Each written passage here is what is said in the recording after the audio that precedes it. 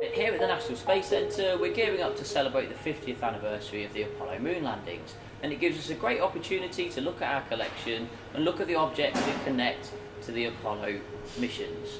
Like the object behind me here, Walt Cunningham's in-flight coverall jacket, which is in our Sawyer's Lounge.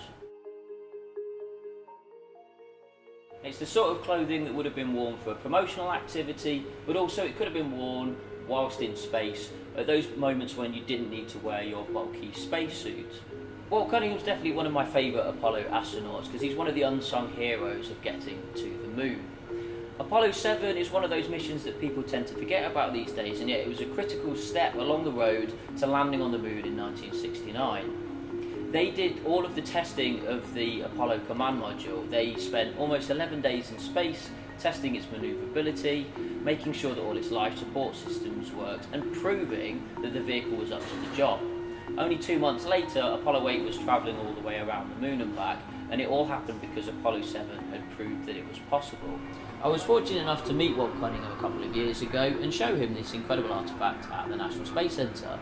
And he almost gave me a heart attack when he questioned me and said, "Are you sure that's my jacket?"